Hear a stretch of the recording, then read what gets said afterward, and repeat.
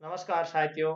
आज अपन बात करते हैं शिक्षक मूल्यांकन प्रपत्र यानी टेफ का ऑनलाइन प्रोसेस क्या है इनका पूरा भरने का और इनकी क्या किस समय अवधि में टेप को भरना है। तो इनके बारे में आज अपन पूरा प्रोसेस जानेंगे। तो दोस्तों, इनकी जो प्रारंभिक शिक्षा के समस्त शिक्षक है जो लेवल 1 और 2 के एवं संस्था प्रदान, उनको निर्धारित समय अवधि 13 अक्टूबर से 21 अक्टूबर के मध्य भरना है। और माध्यमिक शिक्षा सेटअप के जो अध्यापक लेवल 1 और 2 के हैं एवं समस्त वरिष्ठ अध्यापक, उनको 27 अक्टूबर से 4 नवंबर के मध्य भरना है। और माध्यमिक शिक्षा के जो शिक्षक, व्याख्याता, संस्था प्रधान और मॉडल विद्यालय के शिक्षक एवं संस्था प्रधान, उनको भरना है 7 नवंबर से 14 नवंबर के मध्य में ये टैब भरना है। तो इनका क्या प्रोसेस रहेगा और इस बार इनमें थोड़ा सा संशोधन किया गया है, वो भी क्या है मैं आपको इस वीडियो में पूरा प्रोसेस बताऊंगा। तो आइए अपन चलते हैं शाला दर्पण पर, स्टाफ विंडो पर, और अपनी स्टाफ लॉगिन आईडी से ये टैब भरा जाएगा हर बार की भांति इस बार भी। तो अपन ले लेते हैं स्टाफ विंडो।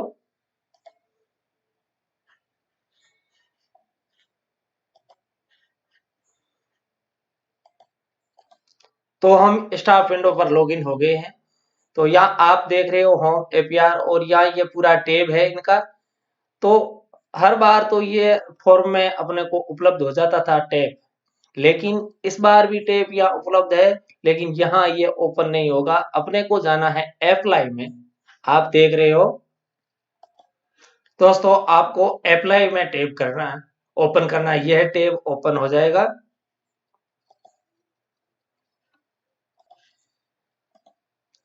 और यह है पोस्टिंग, और यहाँ आपको देखना है टेफ 2022 पार्ट 1। टेफ 2022 पार्ट 1 को ओके किया। तो यहाँ ये इस प्रकार का टेब ओपन होगा, शिक्षक मूल्यांकन प्रपत्र 2022-23 के। यहाँ आपकी जो प्रोफाइल है बेसिक वो सब हो जाएगी। यहाँ आपको 3 पार्ट प्राप्त होंगे। जो प्रथम भाग है वो आप देख सकते हो। इनको एक एक को आपसे ध्यानपूर्वक पढ़े और सही उनका रेटिंग देवे। और पहले आपको शाला दर्पण पोर्टल पर आप जाकर के, और आपके जो कक्षा के विषय मैपिंग नहीं किए हुए हैं तो आप पहले कर लेवें। जो भी कक्षा में आप जो विषय पढ़ा रहे हो वहाँ मैपिंग कर लेवें और वो यहाँ शो हो जाएगा। इसके बाद में आपको यहाँ जो मापदंड दिए हुए हैं उनको सही भरना है। आप देख रहे हो यहाँ जो 2021-22 में जो आप विषय मैपिंग की है वो यहाँ शो हो रहे हैं। अब आपको आपके यहाँ आ जाएगी विगत 6 माह में शिक्षक की औसत भौतिक उपस्थिति संबंधित कॉलम में टिक करें। यहाँ 81% से अधिक शो हो रही है। और दूसरा है अन्य विभाग संस्था में अगर प्रतिनियुक्ति पर है तो आपको यह यस और नो में जवाब देना है, अगर नहीं हो तो ना करना है। अगला है कृपया अपने कार्य निष्पादन को नीचे दिए मापदंड के अनुसार 1 से 5 में रेटिंग देवे। और संस्था प्रदान यदि स्वयं शिक्षक के रूप में प्रपत्र भर रहा है तो कॉलम 4 को पीओ और सीबीओ द्वारा भरा जाना है। कॉलम 4 को पहला, दूसरा, तीसरा और चौथा। अगर 1 नंबर में औसत से कम इस प्रकार रेटिंग देना है, 2 नंबर में औसत, 3 का अच्छा, 4 में बहुत अच्छा और 5 में उत्कृष्ट। इस प्रकार आपको भरना है। मैंने ये इस प्रकार भरा है और आप इनको उचित ढंग से पढ़ करके और अपने स्व मूल्यांकन करना है और रेटिंग तय करनी है। आपको देख सकते हो ये नया टैब ओपन हुआ है, पेशेवर ज्ञान और समझ का, व्यावसायिक अभ्यास और योग्यता। इस प्रकार ये पूरा पढ़ लेना है। व्यावसायिक विकास और वृद्धि, और फिर यहाँ ये इस प्रकार शो हो जाएगा। यहाँ आएगा शिक्षक संस्था प्रदान के योग्यता निष्पादन सूचकों के आधार पर नियंत्रण अधिकारी द्वारा शिक्षक संस्था प्रदान की दी गई ग्रेडिंग संबंधित रेटिंग बॉक्स में टिक करें। आपको जो है वो ये है, ब्लैंक रहेगी, आप इसको नहीं भर सकते हो। ये पीओ व उनके नियंत्रण संस्था प्रदान के द्वारा रेटिंग दी जाएगी। अगला है नोट ये सुनिश्चित कर लें कि एक बार में लॉक करने के 50 इस विद्यालय के स्ट्रीम एवं उनके विषय प्रविष्ट अपडेट परिवर्तित नहीं होंगे। इस बात का भी ध्यान रखें लॉक होने के बाद में। अगला, संस्था प्रदान के कार्य का समग्र मूल्यांकन नियंत्रण अधिकारी संबंधित कॉलम में टिक व लघु हस्ताक्षर करें। तो यहाँ आपको एक टिक करना है। यहाँ जो नियंत्रण अधिकारी के द्वारा आप उनके मोबाइल नंबर दोगे और उनके द्वारा यह रेटिंग करनी है। जो जिस प्रकार ऊपर आपने जो ये भरा है उसी के आधार पर, और यहाँ आपको उनके मोबाइल नंबर और यहाँ होंगे लघु हस्ताक्षर, और आगे बाद में इसको आप सेव कर दोगे और डाटा सेव सक्सेसफुली। ओके, अब भाग लोगे दूसरा, भाग 2। या देखना है कि शिक्षक संस्था प्रदान द्वारा शिक्षण कार्यों को बेहतर बनाने में महसूस की जाने वाली चुनौतियों, किन्हीं 3 बेहद कठिन चुनौतियों को घटते क्रम में वरीयता देवें। वरीयता के आधार संबंधित बॉक्स में क्रम देवें। जैसे सबसे बड़ी चुनौती है उसको 1 पर रखें, सबसे छोटी है उसको 2 पर, और उनसे छोटी भी चुनौती है उनको 3 पर रखें। इस प्रकार आपको केवल 3 ही चुनौतियों को पहले स्वीकार करना है, और ज्यादा है तो उनको आप 0 रहने दीजिए, केवल 3 को भरना है। और अगला मैं बता देता हूं 1.7 में, शिक्षक व संस्था प्रदान द्वारा जिन प्रशिक्षणों की आवश्यकता महसूस की जा रही है, किन्हीं 3 आवश्यकता वाले प्रशिक्षणों को आवश्यकता के अनुसार संबंधित बॉक्स में घटते क्रम में वरीयता देवें। जैसे सर्वाधिक अधिक आवश्यकता का प्रशिक्षण की जरूरत है उसको सबसे पहले 1 पर रखें, और उससे थोड़ा कम की आवश्यकता है 2 पर, और उससे कम है उसको 3 पर, और घटते क्रम में 1, 2, 3 को वरीयता देवें। अब जैसे आपको यहाँ थोड़ा ध्यान रखना है। अब सबसे सबसे बड़ी चुनौती है उसको 1 रखना है, लेकिन अगर आप उनको 1 नंबर में ले लोगे और फिर 2 नंबर की चुनौती या 2 कर दोगे, तो आप फिर इसको यहाँ 3 नहीं कर पाओगे, उससे पहले ये ब्लैंक हो जाएगा।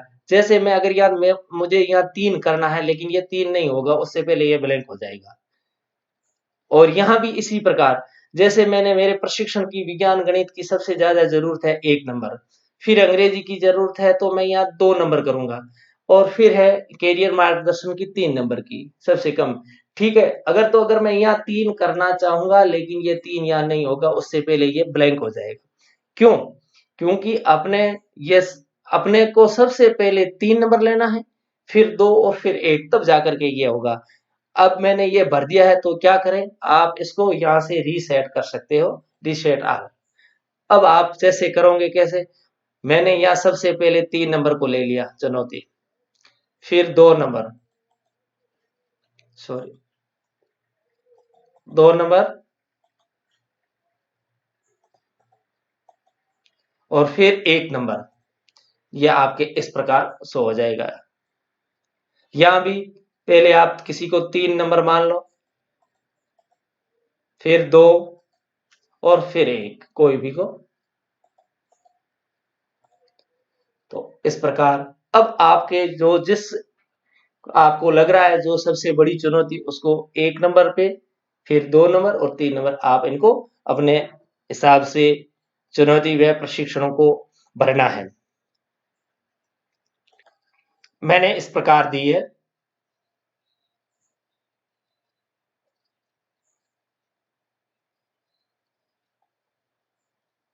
और इनके बाद में है 1.8 में, शिक्षक संस्था प्रदान द्वारा स्वयं के कार्यों के बारे में किया गया योगदान प्राप्त पुरस्कार संबंधित कॉलम में टिक करें या क्रॉस का निशान करें, अन्यथा क्रॉस भरे। आपको भरना है, अगर विद्यालय के भौतिक विकास में आपका योगदान है तो आपको टिक करना है। सह शिक्षित गतिविधियों में अगर आपका योगदान है तो टिक करना है। क्रियात्मक अनुसंधान में टिक करना है। पुरस्कार नहीं है। लेखन कार्य में अगर है तो आपको टिक करना है। कोविड प्रबंधन में आपने सहयोग दिया, रंगोत्सव प्रतियोगिता नहीं, और अन्य योगदान में कोई है तो आप इसको इस प्रकार करना है और इनको सबमिट कर देना है।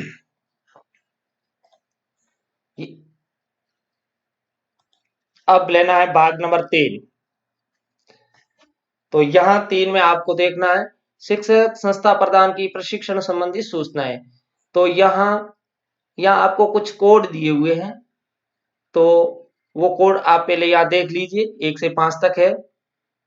तो शिक्षक के लिए 1 है, प्रधानाध्यापक के लिए 2, प्रशिक्षक के लिए 3 और सामग्री निर्माणकर्ता के लिए 4, और ये भरना है कॉलम 5 में। इसमें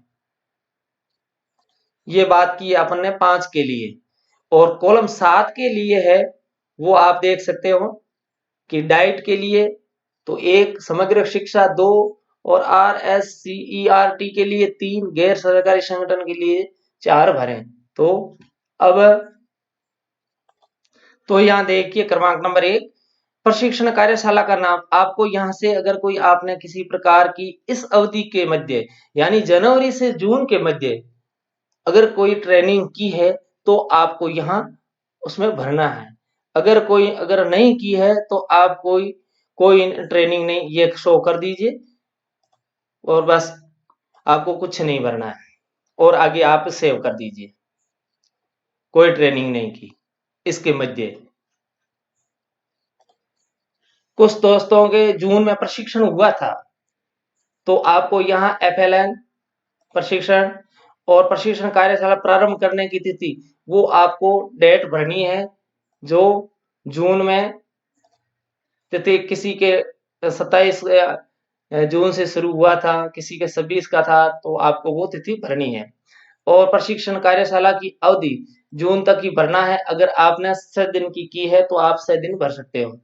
प्रशिक्षण की भूमिका में आपके क्या रहे थे, कॉलम नंबर 5 में आप शिक्षक हो तो 1 भरना है। अगर जो कॉलम नंबर 5 की बात हो रही है, यहाँ कोड नंबर दिए, कोड अनुसार भरना है। प्रशिक्षण कार्यशाला का मुख्य बिंदु, उच्च प्राथमिक कक्षाओं के लिए विषय लिखें। आप उस प्राथमिक कक्षाओं के अध्यापक हो, अगर आप हिंदी के हो तो यहाँ हिंदी भरें, और अगर इंग्लिश के हो तो इंग्लिश भरें।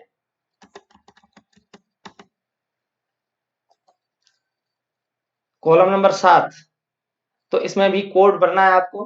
प्रशिक्षण कार्यशाला आयोजनकर्ता कौन था, तो अगर डाइट है तो आपको 1 भरना है, और समग्र शिक्षा था तो 2, और RSCRT था तो 3, और गैर सरकारी संगठन था तो 4।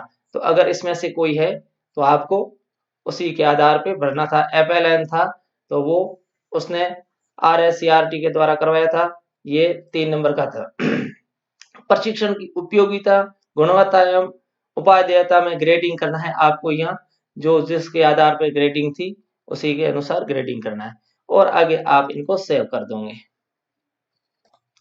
तो यहाँ FLN ये ट्रेनिंग अपने यहाँ राज्य शैक्षिक अनुसंधान एवं प्रशिक्षण परिषद राजस्थान जो यहाँ उदयपुर है उनके द्वारा ये करवाया गया था प्रशिक्षण। तो अपने को यहाँ 3 भरना है, क्योंकि मतलब ये RCERT के द्वारा ही करवाया जाता है, न कि समग्र एवं डाइट के द्वारा नहीं होता है।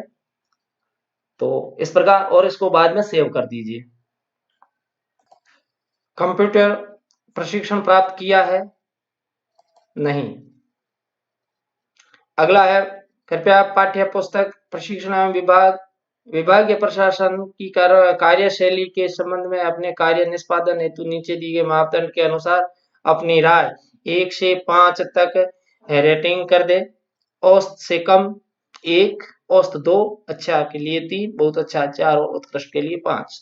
अब आपको यहाँ प्रशिक्षण एवं विभागीय प्रशासन की कार्यशैली के संबंध में इस बात का ध्यान रखें, प्रशिक्षण एवं विभागीय प्रशासन की कार्यशैली के संबंध में आपका क्या मापदंड है, आप उसको किस प्रकार दे रहे हो, पाठ्य पुस्तक एवं पाठ्यक्रम किस प्रकार का है, आप कैसा रेटिंग देवोगे उसके संबंध में। ठीक है, औसत है तो आप उसको कैसा कहोगे। प्रशिक्षण कार्यक्रम बहुत अच्छा है, आप उनको अच्छा देंगे। MDM राशन की वितरण व्यवस्था आपको कैसा लग रही है, ठीक तरीके से हो रहा है या ठीक ठीक हो रही है, आपको ऐसे करना है। CBO प्रशासन कार्यशैली में बहुत अच्छा काम कर रहे हैं, उत्कृष्ट के।